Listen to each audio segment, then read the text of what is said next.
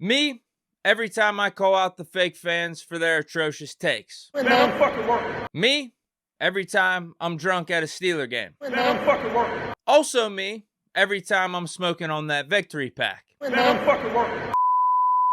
Welcome to Big Deke News, where we always working and we always putting in that grind. Steelers are stacking them dubs just like we're stacking up them views on this Victory Monday. Yesterday, the Pittsburgh Steelers defeated the Atlanta Falcons by the score of 19-16. And unfortunately, the top storyline coming from this game is George Pickens' production, or actually lack thereof, finished the day with one reception for 2 yards. Not exactly what we've come to expect from GP. But it's not just the stat line that got people's attention. It was his visible frustration on the sidelines that he wasn't getting the ball. To me, okay, cool. Wide receiver getting pissed about his lack of targets in the middle of a game. It's not like it hasn't happened before. Not a big deal. If anything, I kind of like it. Shows that he's a competitor and he really cares. And this type of shit happens at football games all the time. People get angry, upset. It's an emotional game. Just so happens that this moment was caught on camera and everyone's talking about it. But I was getting pissed at the announcers constantly bringing up Pickens' lack of targets and lack of receptions and saying that the Steelers need to get Pickens the ball more, which in general, yes, I agree with, but this just wasn't those games. And they were saying this before the whole camera shot of Pickens going to the sidelines and saying, like, get me the effing ball.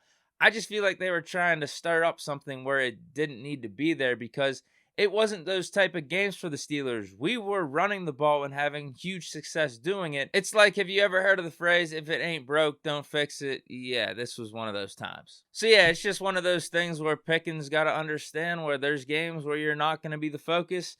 And if the team's winning, that's all that really matters. On the flip side, if you're Pickens, he's an alpha. So he's probably thinking, if you get me the ball more, we could be winning more, which I get. And again, it goes back to what I said. You'd rather have him be that way than more lethargic and indifferent about his targets or lack of production. And then you had Cam talk to him during the game, and then Kenny shrugged off all the drama questions about his targets afterwards. So let's not try to make this a bigger deal than what it needs to be just yet. And speaking of Pickett, he played good. Yeah, he missed some throws, and we're still waiting on that elusive multiple touchdown game that I've been calling for since like week 4 or 5. That'll get there at some point, but it's very, very clear that he's getting more and more comfortable out there. Just playing winning football, moving the chains. There's third down efficiency. We just got to work on the red zone and putting it in for 6. But that's not all on Pickett. There's some stupid shit that we've been doing down there, like penalties and some drops here and there. So that'll come. We're still working through some of the growing pains, but when the Steelers did punch it in for a touchdown in the red zone yesterday, who would have thought it would have been to Connor Heyward? And I even checked on the odds last night for a Connor Heyward anytime touchdown. They were at plus 220. So if you would have bet $10, you would have won 220. That would have been nice. But overall, Connor is turning out to be just a really good football player. Not only when he's getting a target or two in the passing game, he's reliable, but on special teams, he's making blocks, he's making tackles. Who would have thought the Steelers actually drafted him not because of his name? He is just a really good football player. But speaking of the name Heyward, it was just cool to see Connor get the touchdown. Also, Cam Heyward to get a sack yesterday in Atlanta, in Georgia, the place where they grew up, and against the team where it has a connection with his late father, Ironhead Heyward. Here's Cam Heyward talking about those moments after the game. If I could share a story like this morning, me and him went to my dad's grave, and we got to share a moment there. And so I was pretty emotional when he got the touchdown. I don't like to be Mr. Soppy, but that really hit me. Luckily, there wasn't a camera on me because I was a mess.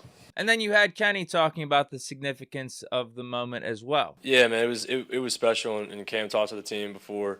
And I talked to Connor. We were walking out to the tunnel. We said we're going to get the win for his pops today, and for having to go out there and get his first touchdown in this building, I think it's incredibly special. I think it's not a coincidence. I think everything happens for a reason. So incredibly proud of him, and really happy we got the win for both those guys. Definitely a feel good story, and of course it helps that it was combined with the dub.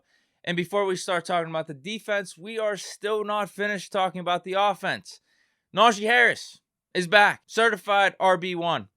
I need one of those apology forms. Say I'm sorry for some of my stupid-ass takes last week or blasphemous takes. At least that's how I feel right now because I could make a defense for him. They weren't bad takes. Najee Harris was not running like this for most, if not all, of the season. Benny Snell looked like the better back in the Colts game.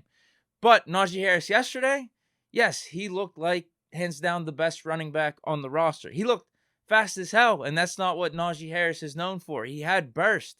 Maybe it was the shitty Falcons run defense, but I don't know, man. That looked like a different Najee from this season. It looked like the Najee of old in his rookie season. Actually, even better than his rookie season because the offensive line was better than what it was last year, for sure. And what's funny, too, I just don't know how you go from hurt, your DNP on Wednesday, Thursday, we don't know if you're even going to play on Sunday, to when Sunday comes around and you do end up playing, this is the healthiest you've looked all season.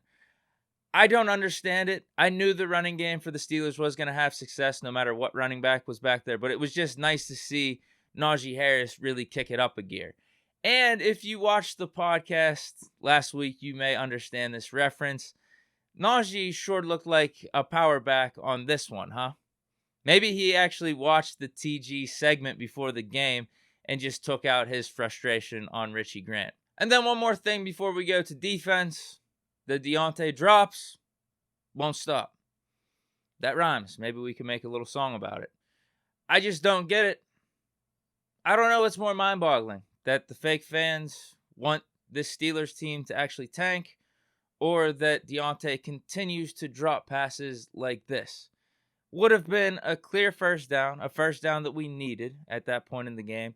Although maybe it wouldn't have been a first down because we know Deontay Johnson likes to run backwards at times. I don't know what to make of it. And he got blessed on that one overturn from the catch fumble to make it an incomplete pass, because I don't know who looks at that play and says, wow, that's an incomplete. It's clear that he caught it, tried to make a little football move. But whatever technicality that they came to and decided that it should be overturned to an incomplete pass, I will take it. Like at this point, do we need a drop prevention sign for Deontay like in the office? It's been 0 games since Deontay's last game without a drop. And the question is, how many times would this sign throughout the course of this year have a number on it other than 0? And don't get this roast on Deontay twisted, because I still believe in him. Yesterday, again, he still made nice catches. He bounced back, gets open, nice routes, but just got to catch the ball more. Really got to catch the ball more. I'm disappointed. That's what it is. Maybe that's what I got to come to expect. I'll be eternally disappointed. And flipping it to defense, I stand by what I said yesterday. Just a mixed bag. Pretty much locked down in the first half, and then Swiss cheese in the second half. Just flat out couldn't stop the run. I don't know if it's one of those things where the Steelers were, in a way, letting the Falcons run the ball. Obviously not just giving up yards and giving up big runs by the Falcons. They're not trying to do that. But if you're going to side on error, they're not going to let the Falcons give up the big play, because that's what would allow the Falcons to get back in the game at the fastest rate. And also by letting the Falcons run the ball, that chews the clock up a little bit. So I don't know what was really going on there in the second half. I just know it wasn't pretty. TJ didn't look right out there, but again, his impact is still clearly felt. He's still getting pressures and still around the ball, impacting things. Secondary could have been better too at times. Drake London had a really good game, but I don't know. I just can't really put my finger on it. Maybe you actually give the Falcons some credit because they stuck with the run even though they got down double digits after halftime. And that is one of the things they do well. They are a top 5 rushing attack for a reason. Overall, the ending was just weird because the defense was falling apart. And then when we did have a chance to close out the game on offense with the last 5 or 6 minutes, we had that final third down where if we just convert it, that 3rd and 5, game's over. We do a PA boot with Pickens and don't even give him an opportunity to throw the ball. I didn't like that. And then we punt the ball away, only up 3. And I'm like, man, we're putting a lot of faith in this special teams and this defense that has been lackluster in the second half. I'm like, what the fuck are we doing? Are we trying to throw this game away? But I was wrong. Give credit to Tomlin for the decisions right there, because Presley Arvin had the punt of the year. Maybe that'll give him the edge in some Pro Bowl voting, but absolutely dotted it up to the Falcons won. And then the defense does step up. Minka Fitzpatrick gets the Mariota pick that I was calling for on the last play of the game. Better late than never. And he obviously could have had the pick six, but took the humble approach, took the more team-first approach, and just ran it out of bounds. Even though if he would have ran it in for six, the Steelers still basically 100% chance that they still win the game. And it would have been a nice little resume pattern for Minka. 2 pick sixes on the year. That would have been nice. But hey, yeah, you got to respect the way Minka went about it. But that is it for this edition of Big Deke News. Ultimately, we're stacking wins, back-to-back wins. For some context, people are bringing up back-to-back wins on a short week on the road against teams that, yeah, are a little bit lesser, but also can pose some problems if you're not on your P's and Q's. Look at the Colts. They took the Eagles to a 1-point game. I know it looked really bad last night against the Cowboys, but a lot of that was Colts fumbling the ball and just, yeah, the Cowboys kind of ran with it. And then the Falcons, yeah, they've had close games throughout the year. So even though I was shitting on the Falcons a little bit, maybe I wasn't giving them enough credit before the game because, again, 9 out of the 12 games that they've played in this year are one-score games. Yeah, stacking up the wins. We on that Falcons pack today on a Victory Monday. Hope you guys enjoyed this edition of Big Deke News. Let me know what you guys think of the game down in the comments and some of the side stories that I talked about. Stay chilling. Enjoy your Monday. Peace.